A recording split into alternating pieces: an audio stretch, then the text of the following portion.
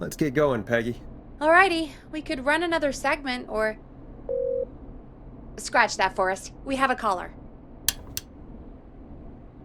You're through to 189.16, The Scream. What's your emergency? Hello again, Forrest. Oh, that call with the teens was awful. Those poor kids.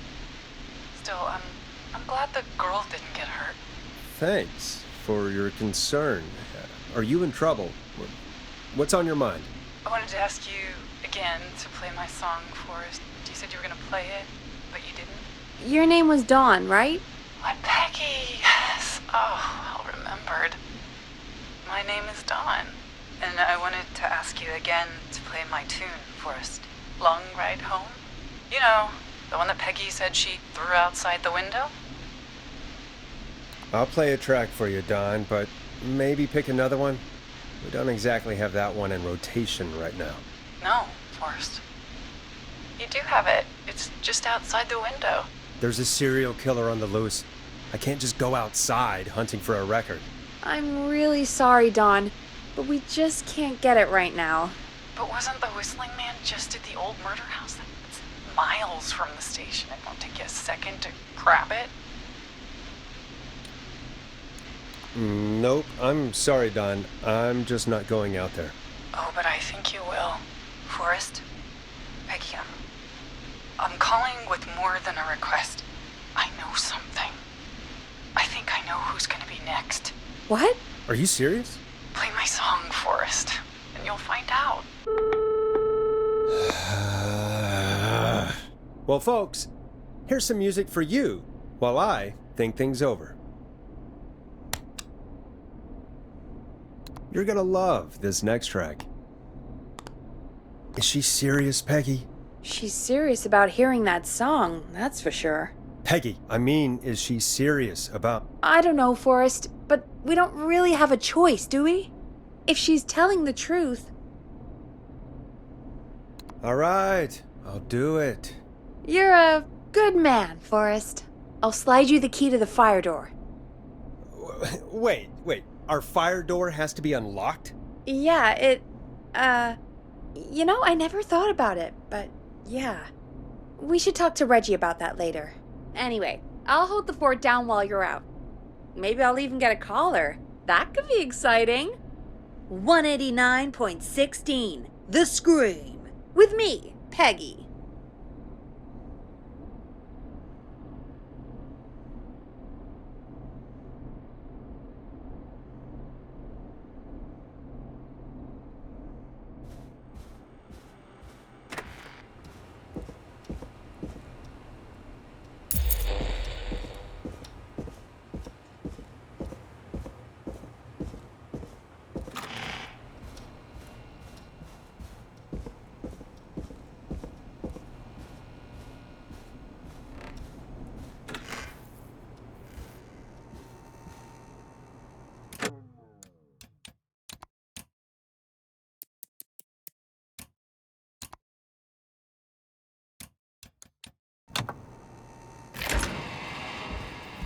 You know, I hope she'll be happy when I'm brutally murdered by the Whistling Man. Out here, in the open, alone.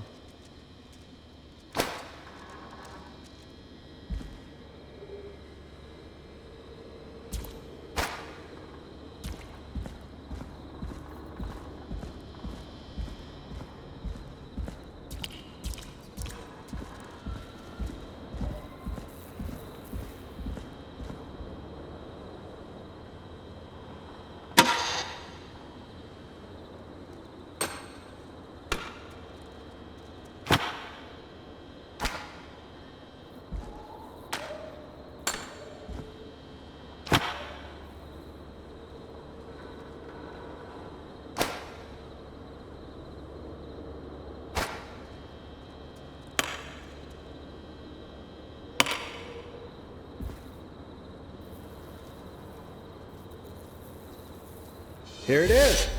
Long Ride Home.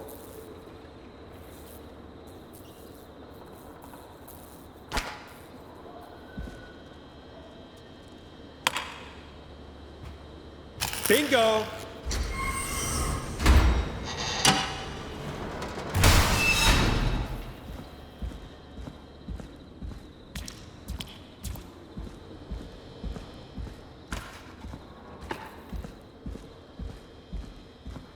I could probably survive that fall. Looks like the janitor's closet. What did Peggy say his name was? Clive? There's a key. I'll just take that. Might be important. What the hell? Peggy is not gonna believe this.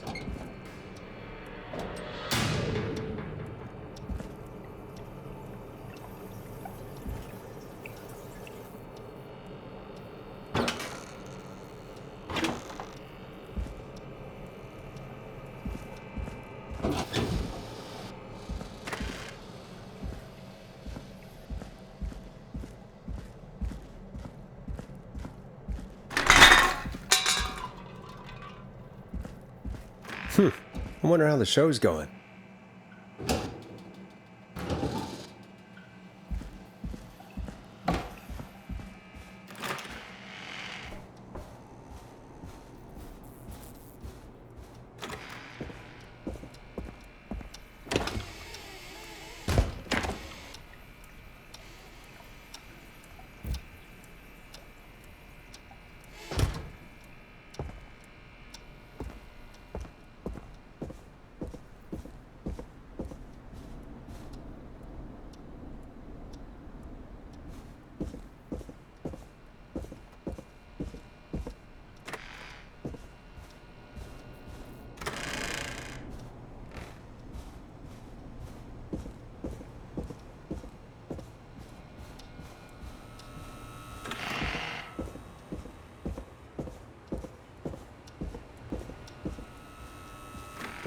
Isn't that such a good song, folks? And now for... Jesus, Forrest, you've been gone for ages. I thought something had happened. Something did happen. Clive the janitor might be Clive the murderer. What? I'll start from the beginning. The fire door locked behind me, so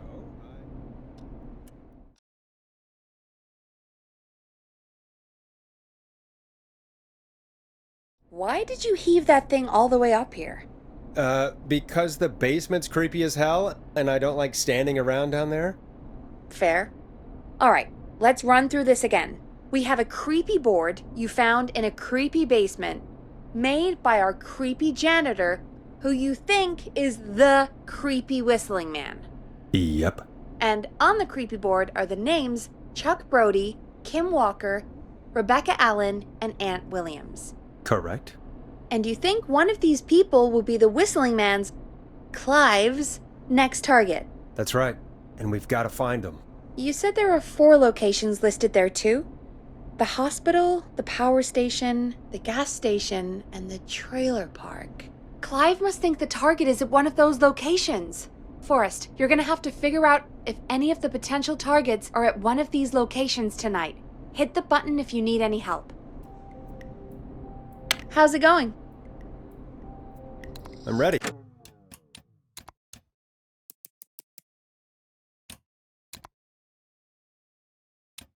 Peggy? Are you sure?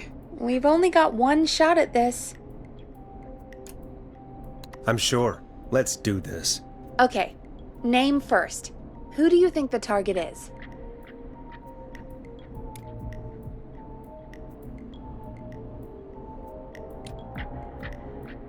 Rebecca Allen.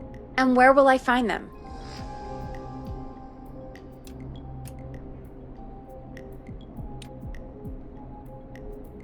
The trailer park.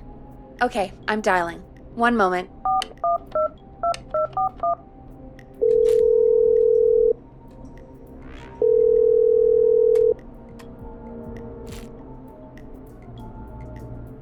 Forrest, I'm through to the trailer park, but they say there isn't anyone by that name there. What? Then who? Jesus! It sounds like something blew up! He's using bombs now? Oh my god. The call board, One moment. Forrest, I'm getting so many calls. Just let me... I'm gonna take us off air for a moment. Peggy, what's happening in there? Peggy. I'm back. He blew up the gas station, Forrest. Okay. I spoke to the fire department and the hospital. The fire department is useless now, as you know. And, the hospital's only ambulance was at the gas station. Forrest, you've got to say something on the radio. You have to tell the town. I'm putting us back on air. Now. Gallows Creek. I don't know how to tell you this, but, the gas station's been bombed. Please, everyone, stay safe, stay inside, and... oh, just bring us into some music, Forrest. Here's some music while we regroup here on KFAM 189.16, The Stream.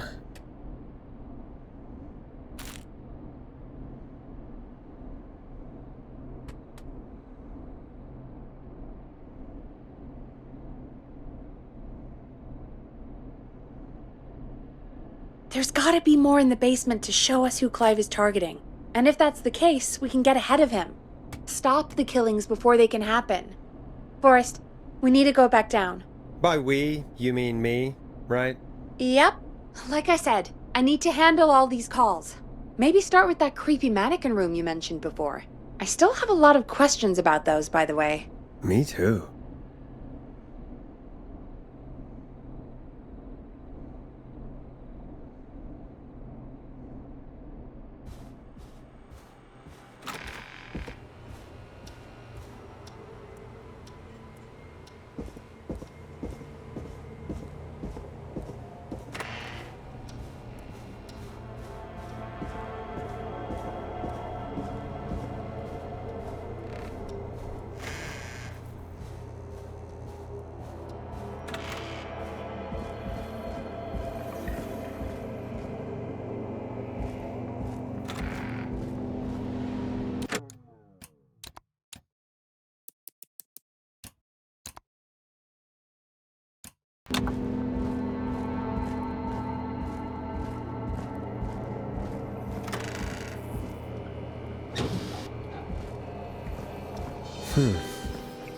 A key?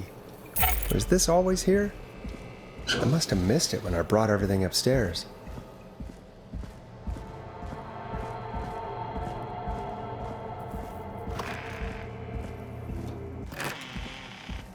Hey, Forrest! Peggy, give me some warning before yelling down the intercom?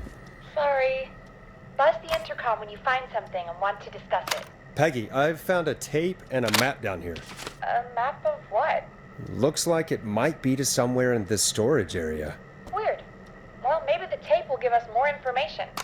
Give it a play. George Barrow, 1968.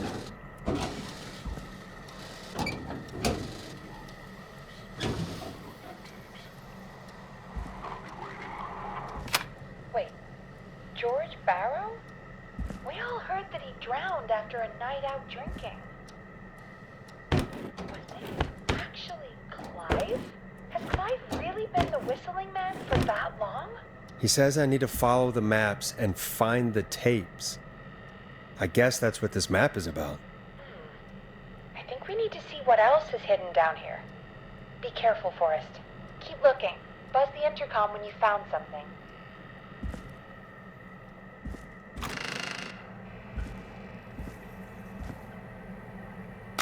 Time of autopsy is 7 a.m. Cause of death is asphyxiation from drowning. The degree of rigor mortis indicates the subject has been deceased for 5 hours. That puts the time of death.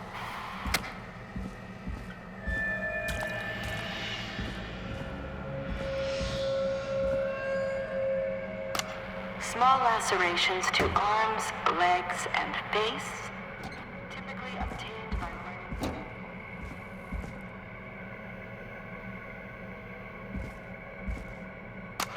Preliminary toxicology results shows no signs of inebriation.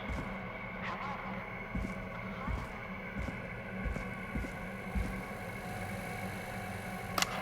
additionally, there appears to be a post-mortem injury to the arm.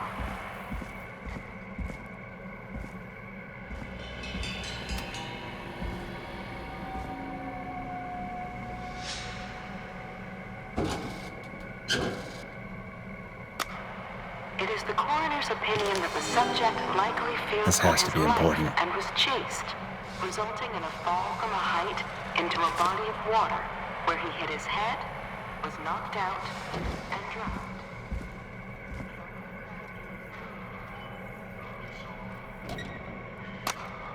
If you're listening to this, then I'm probably dead. What the?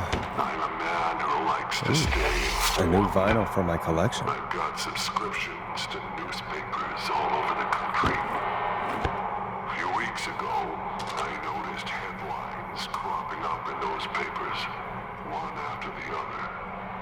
Each headline about a murder. Each murder, the death of someone I knew almost 20 years ago. And each one drawing closer to Gallows Creek. Drawing closer to the anniversary. None of us are innocent, but I don't think we deserve killing. All I hope now is that I can save some folk from the worst, and I can. I don't know.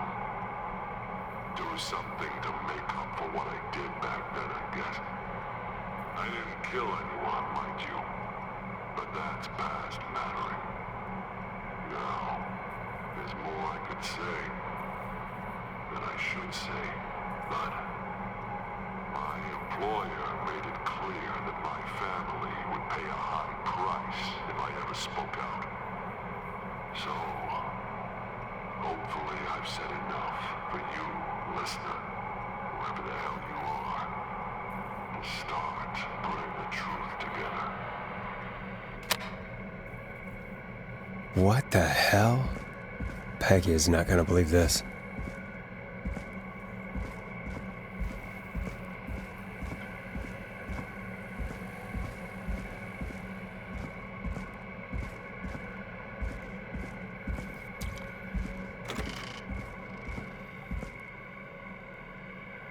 What have you found, Forrest? It's an autopsy tape.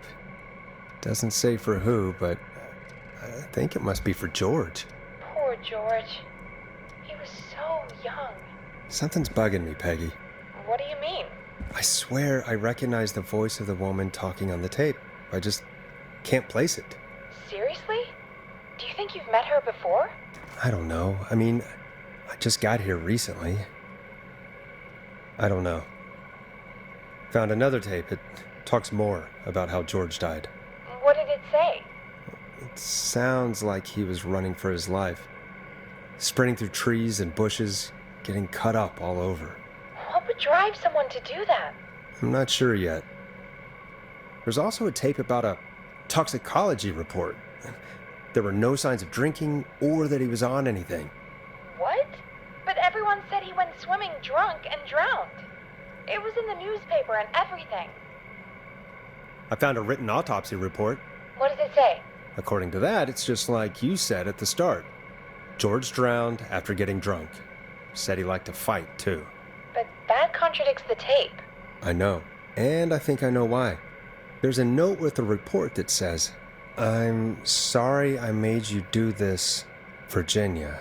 If it was on the autopsy report, then Virginia must be our coroner. Wait, the caller from earlier, when we had to call the takeout restaurants, wasn't her name Virginia? If only she had made it. Then we might have learned more about what's going on. It's okay. We did what we could. The takeout idea was a long shot as it was. I found a tape that introduces a new detail to the story. Post-mortem injury. Apparently, his arm got caught in a car door. A car door? Yeah, after he died. How do you suppose they can tell? How can they tell? I'm a radio producer, not a coroner. In another tape, the coroner comes to the same conclusion as I did. George was running from something. Maybe an animal? Maybe, but then there's this next bit, where the coroner thinks he was moved post-death. Moved the body? How weird. At the end of the tape, someone burst in and demanded Virginia stop recording. I think it was Clive. This is starting to make sense now. This is a conspiracy to cover up what happened to George. I think I found Clive's last recording. I think Clive might be gone. Gone? I found a confession. Not for any killings, but for playing a part in covering up George's death. He left this behind in case he died. He hoped someone would find it. Do you think the Whistling Man already got him? Possibly. We've had a lot of callers tonight, but maybe not every victim made it to the phone, you know? We don't know how many there really are. Christ, Forrest, that's dark. I know, but Clive said he had read about other murders in other towns, and that the murders were all folks who knew about the incident. And the killings were getting closer to Gallows Creek.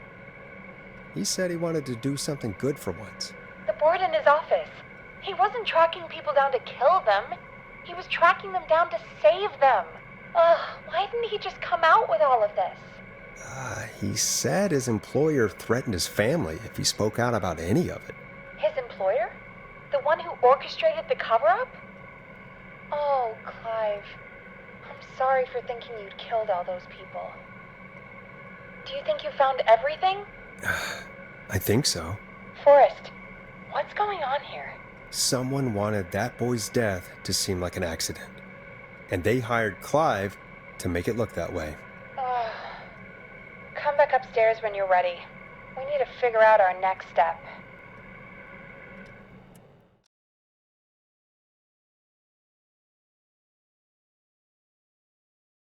Thank God you're back, Forrest.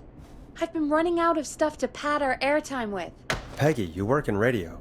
Forrest, I'm stressed. I mean, really. How are we supposed to keep a show going with all this happening? This is our job, Peggy. We gotta do it.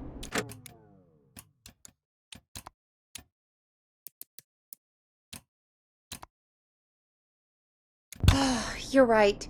So, what's the plan now?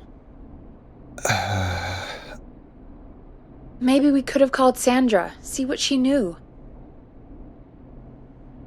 Well, you know, we win some and we lose some, I guess.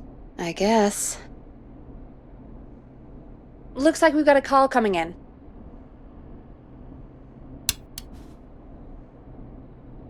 Welcome to 189.16 The Scream, with me, your host, Forrest Nash. Hi, Forrest. I know this is really out of the blue with everything happening tonight, but I wondered if you could send a special birthday message to my uncle. You know what? I'd welcome a change of pace. I'd be glad to. Thank you, Forrest. He's my Uncle Ronnie. His first name's Peter, but he never liked his name. But since he always had salt and pepper hair, even as a kid, can you believe it? Folks always called him Pepper. Thanks for the history lesson. Is there anything besides happy birthday you would like to say to Mr. Pepper? Oh my God damn it! Yes! Tell him he can get the best birthday deals and party packages here at Putney's Pizza, starting at You son of a bitch! Stop calling us! Sorry, Forrest. Let's just move on. We've already got another caller on the line. This is 189.16 The Scream. I'm Forrest Nash. You're on the air, caller.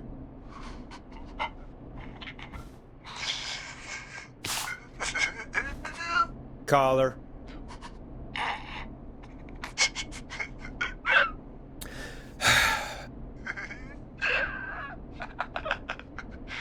Ponty. Ponty's Pizza always delivers! Come rain or sleet or whistling man, we'll be there!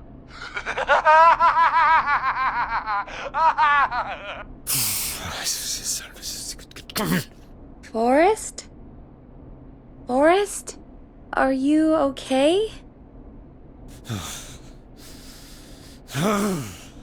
Forrest? I hope the Whistling Man gets in with his own pizza slicer. Jesus, Forrest? Sorry, that was too much. It's okay.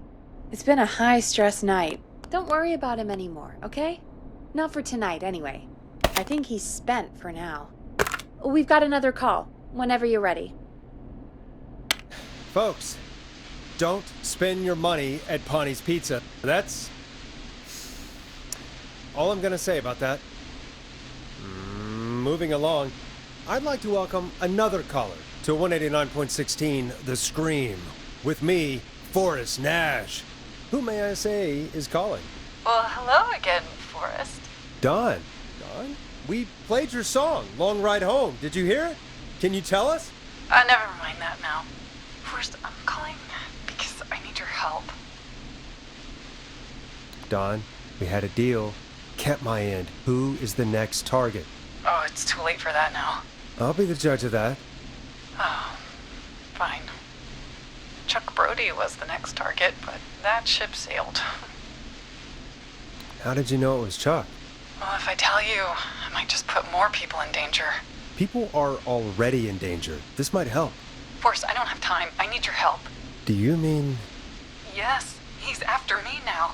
you? I think so. He must have heard me on the radio helping you. Helping? You didn't exactly help. Maybe I've been helping more than you know. I was out following a lead, trying to work out who would be next, after Chuck. And what happened? And I started to feel like I was being followed. I came back to my apartment building, but this newfangled security system has me locked out. I need you to help me get inside. Can a neighbor let you in? I only moved in last week. I don't know anybody yet. There's not even a buzzer here, only the keypad for the entry code. I need that code to get inside. Which apartment block do you live in? Maybe one of our listeners lives there too. It's the new Woodside apartment building between the town hall and the trailer park. But I doubt any of your listeners live there. I don't have many neighbors. Sounds like a prime piece of real estate. Sound really carries at night. Shit. I'm guessing you're not a dog person. No, I'm not. It's my neighbor's dog. Boy, I wish he'd muzzle that thing and... Oh. And now he's blasting David Scopo out of his window. This night can't get any... Don't man. He's coming down the street. I don't think he's seen me yet. Forrest, please. I need your help. I need the code for that security system, or I'm gonna die. What's your neighbor's name? I don't know my neighbors, remember? Please, I need to get in. What's the name of the security system? There's a sticker on the box. It says Starling Security 4000. There's keypad, and it looks like it wants a 6-digit number. 6 digits. Sounds like that would be hard to remember. Yes, very hard, especially on a night like this. Yeah, of course. Don't worry, Don. Thank you, Forrest. I knew I could count on you. I'll sit out of sight. Call me back soon. All right, folks. Here's a little tune for you all to enjoy while I try to break Dawn into her apartment. Coming up for your listening pleasure, it's Caged Tiger with their single, One Last Goodbye. You were pretty quiet there, Peggy. Forrest, was it just me, or was there something... Yeah, it wasn't just you. Something was weird about that. Yeah, well, tell you what, we have a Starling 4000 or whatever here at KFAM. Clive bought one for the station. Maybe we can find something to help. Well, I'm not sure who, but to help someone.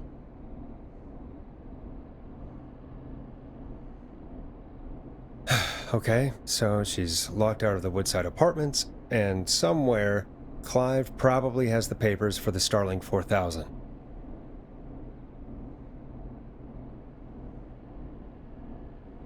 Welcome back, Forrest. Find anything? Nothing by way of key codes. I see. I'll go back and look again. Don't be too long. Order delivery form. Starling must have left this by accident. The system's not even installed at Woodside. Welcome back, Forrest. Find anything?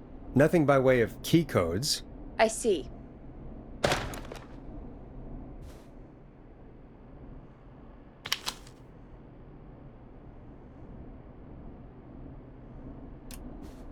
I'll go back and look again. Don't be too long. Starling 4000. User manual. Ah, these codes should come in handy. Welcome back, Forrest. Find anything? The Starling 4000 security manual. It's got a bunch of codes. Good. And did you find anything else? I saw a list of everyone else who bought the Starling 4000. Know who was on there? Oh my god. Roller Ricky! Do you think we should give him a call? Is that crazy? I don't know what you'd say, but... That might be a good idea. Okay, one moment. I got the number here. Patching you through.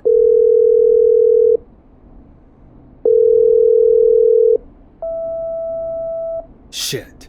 He probably can't hear it over the music. Forrest, I don't know about this. This is super weird. Just put me through to Don. I'll take care of this one way or another. Okay, if you say so. When you're ready, shut the music off. Line 1, whenever you're ready. Don, are you there? This is Forrest Nash from 189.16, The Scream. Oh, thank God you're back. I've been so afraid. What's the code to the gate? The code is 715914. Thank you, Forrest.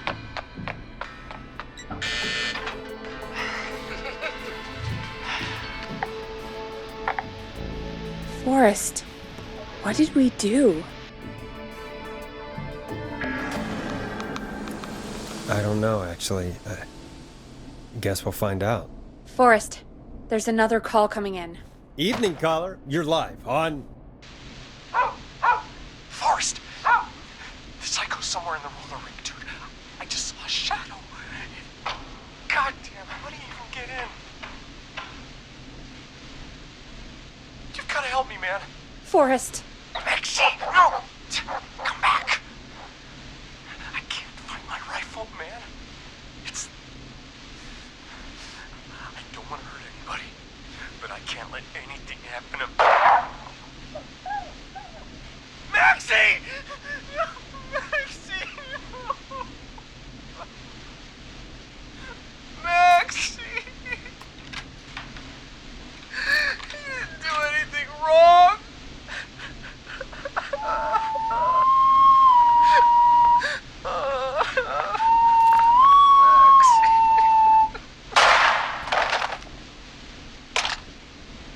Thanks again, Forrest.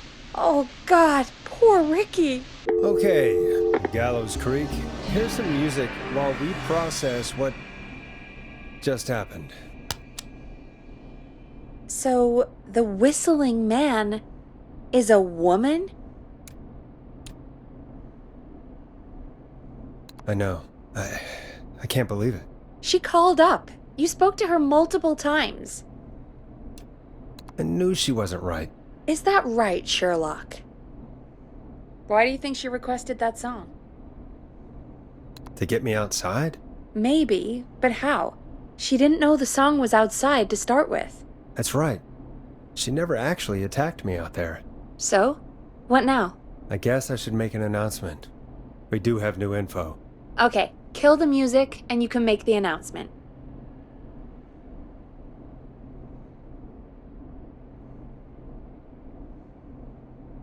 Okay, you're live in 3, 2...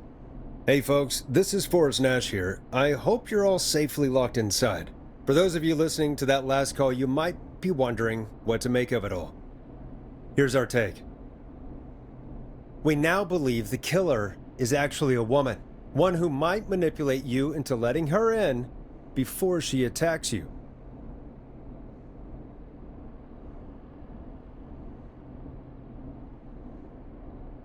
We're neighbors. Look out for each other and stay safe. The killer was calling themselves Dawn. This could be a fake name.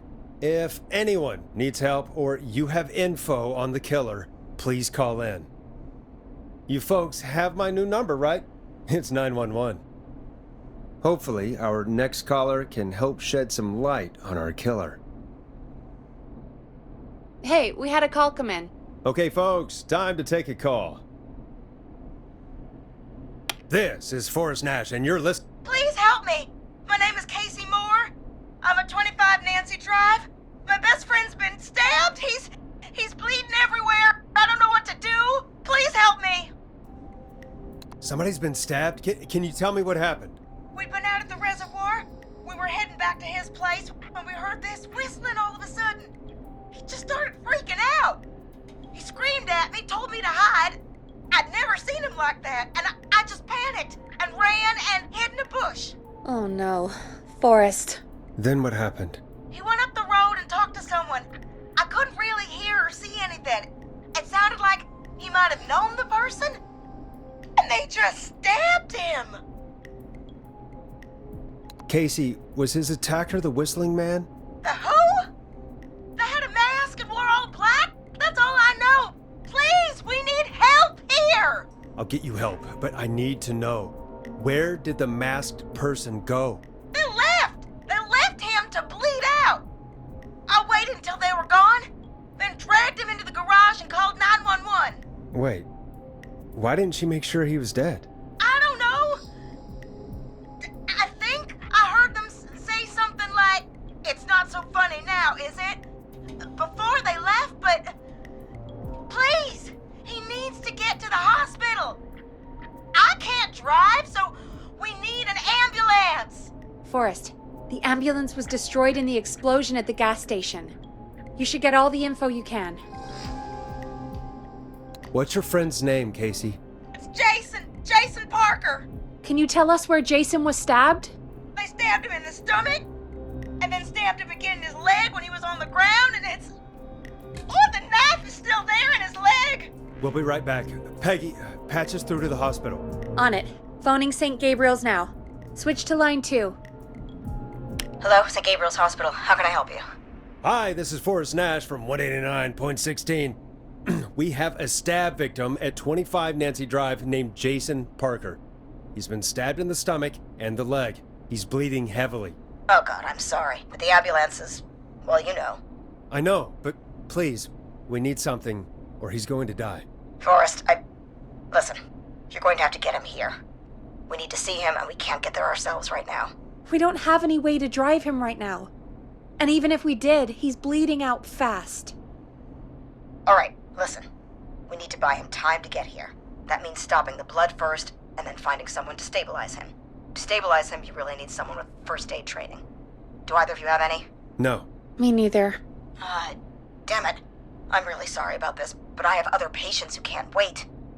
All I can do is talk you through the procedure as quick as I can, and then leave the rest to you. You think you can handle that? Hit me. I'm sure we can handle it. Okay, from the top. If he's bleeding out, then you need to get him comfortable and try to stem the bleeding. Lay him down. Apply continuous pressure directly to the affected areas. When the bleeding slows, get a clean cloth of some kind and hold it over the wounds. Get them comfortable. Apply pressure. Clean cloths when slowed. Got it, I think. You said he was stabbed, right? If the object he was stabbed with is still in him, don't take it out. It's stopping the worst of the bleeding right now. If anything, you should secure it so it stays where it is. I wouldn't have thought of that. It makes sense, though. God, that was a lot of info. But I think we can handle this. Glad you got it so far, because there's more to go. I'm still with you, Doc. What else do we need to know? If he's lost a lot of blood, he may enter shock. If he does, act fast. If you applied a cloth and it's bleeding through, don't remove it. Just apply another on top of it. If it's safe, elevate his legs to get blood circulating to his vital organs. Try to keep him warm. Get him to rest and reassure him. We need the patient to stay calm. All right, don't replace bandages, elevate his legs, keep him warm and calm. This is a lot. I'm really sorry. That's as much as I can give you right now. Try to stop the bleeding, find someone to get him stabilized, and get him here as quick as you can. Good luck. All right, Forrest. Casey's still on line 1. Hello? Hello, Forrest, are you there? Hi, Casey, I'm here. How are you doing? I need help! I've been putting pressure on his stomach wound since you left, but he's still bleeding. I don't know what to do. That's good, Casey. The nurse said to do that. What about the knife in his leg? It's gotta be hell. Should I pull it out?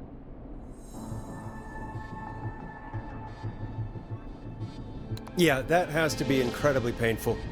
We should definitely get it out of him. All right. Here goes. Jason, just hold on. Wait, I was reading my notes. Did you say pull the knife out? Ah! Ah! Ah! Ah! Oh, God, help! I pulled the knife out and the bleeding, it's getting worse.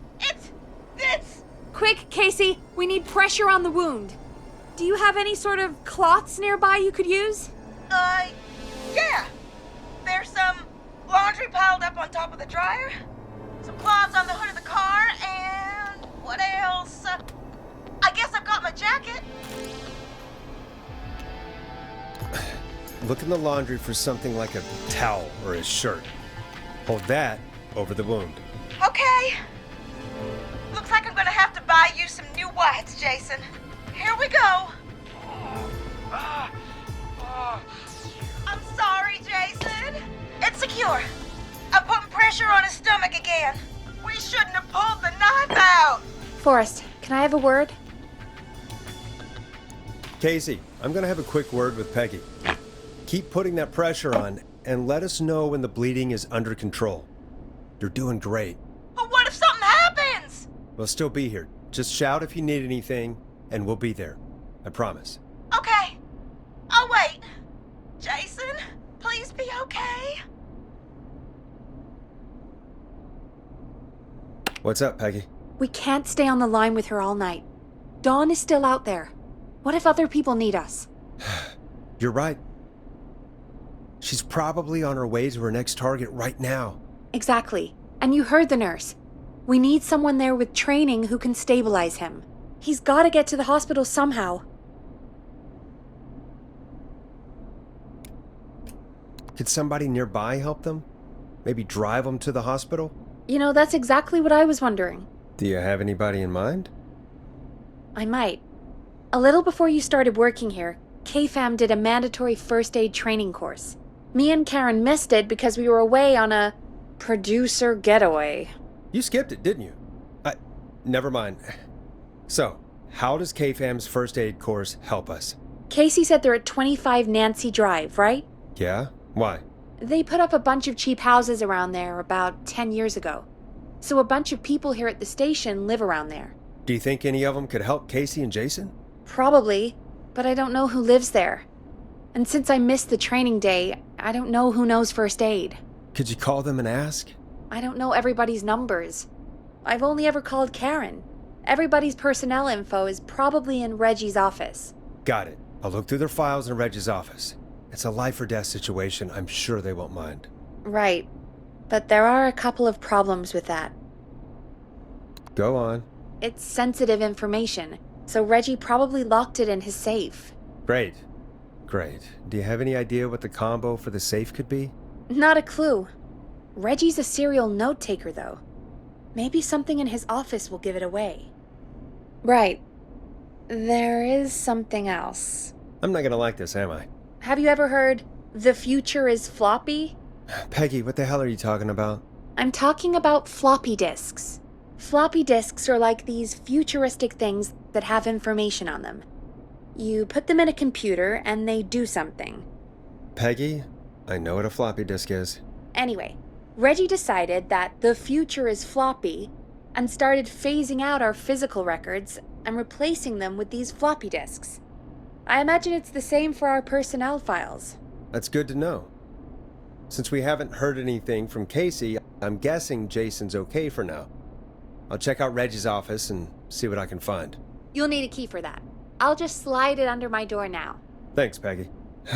I just have to look around.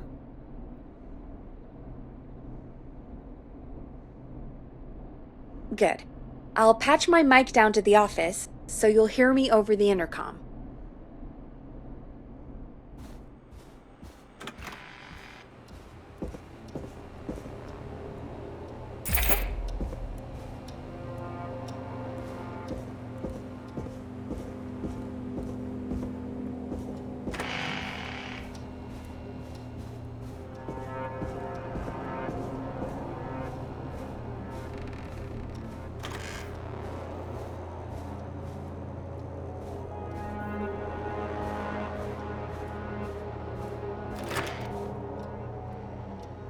Looks like I need a 4-digit code. Nice!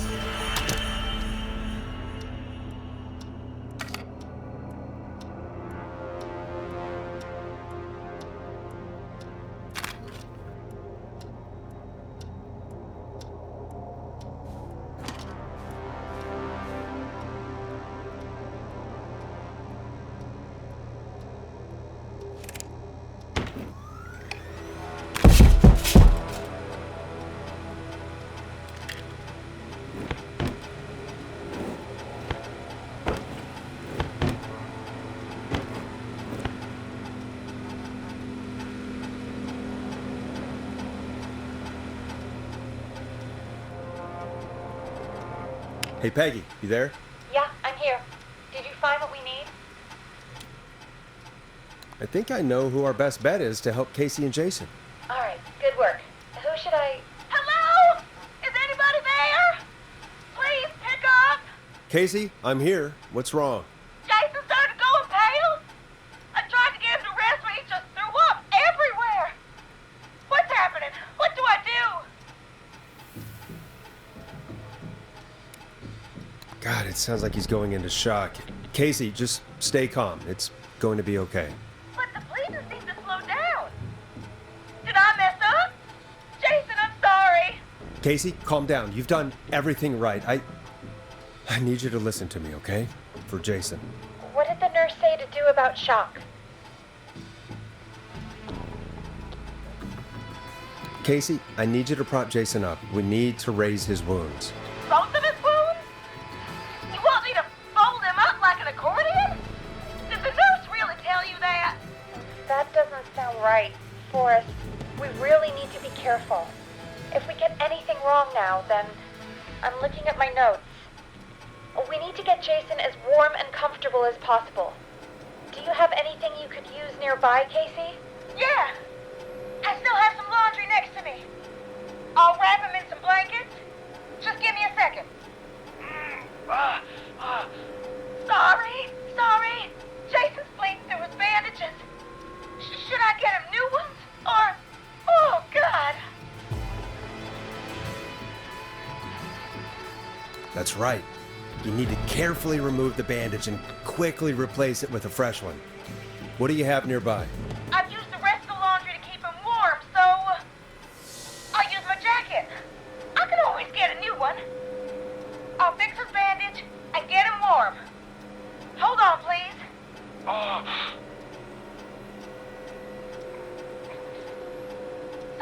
Sorry. I'm done. You're gonna be okay, Jason. Just relax now, okay? Oh, I'm scared. He's not doing well. Is he gonna... Jason is going to be fine. Just make sure he knows he's going to be okay, okay? Okay. Please. I can't give him what he needs. Please, help. I can't lose him. All right, Forrest, we need to hurry. Jason doesn't sound like he's doing too well. You said you knew who to call earlier? Who was it? Barbara's our best option. She lives on Craven Street. Her number is 542-1890. Craven Street. Yeah, that should be close enough. I'll call her now. Barbara, it's Peggy. Listen, something's happened and... Yeah, Barbara, I can't believe Brad did that. But listen, there's been a... Barbara, yes, that's terrible. But someone's been stabbed. Yes, stabbed. At 25 Nancy Drive. There's no ambulances. They need help ASAP or they won't make it. I know it's a lot. Please, Barbara. I'm here with Forrest, and he said you were our best bet. You were at the KFAM first aid session, right? So you at least have some training. Sure, but even still, you're our best bet. Thank you. Remember, you're looking for Jason and Casey. Well? I don't know. She was pretty upset about a fight with Brad. But at least we have a volunteer. All right. Well, we better let Casey know what's going on. Hello, Casey. Are you there? How are we doing? Bad. Jason seemed really weak and then just started thrashing. What about now? Is he still thrashing? He's passed out. Please tell me you found someone to help. Casey, help is on the way. My colleague will be there soon. You hear that, Jason? Someone is coming. You're gonna be just fine. Just hold on for me, okay? Just hold on. Come on. That must be them. Okay. Forrest, we'll call you back later. I have to go now. Good luck, everyone. God, I hope he's gonna be all right. And with that, the show moves on. We're sending our best wishes to Jason. Well, after all that excitement, I think we could use some music. Come back upstairs when you're ready.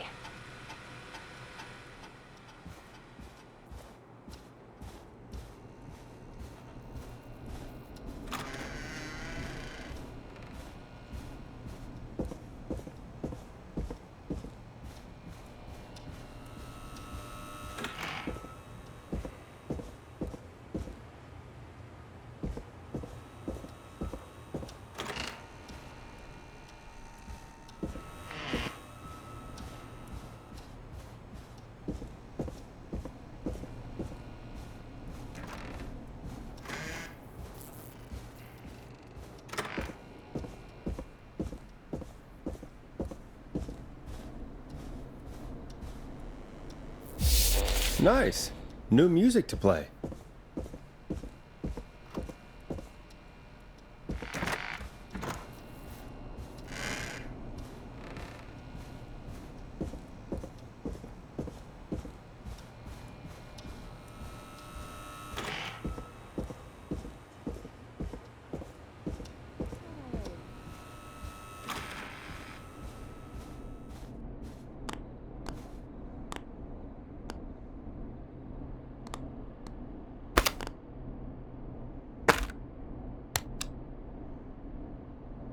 This is I'm Coming to Getcha by Vice. One of the best tunes this year. It's getting pretty late. This might be your last break for the night, so try to enjoy it. Give me a buzz when you want to go back on air.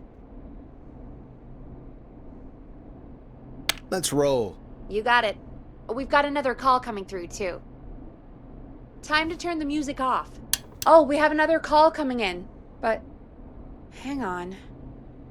What's up, Peggy?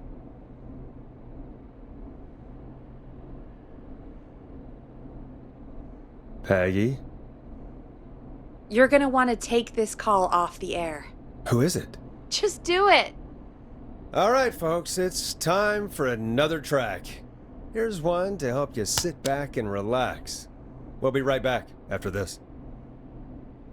I hope this is good news, Peggy. Who have we got? Find out for yourself on line 1. Hello? Forrest, I'm glad I got back through to you. Sounds like it's been a busy night, huh? Surprise! It's Leslie, our 911 operator, leading the charge from Henderson to come save us. It's so good to hear from you. Are you okay? I am. I'm driving back with an officer from Henderson now.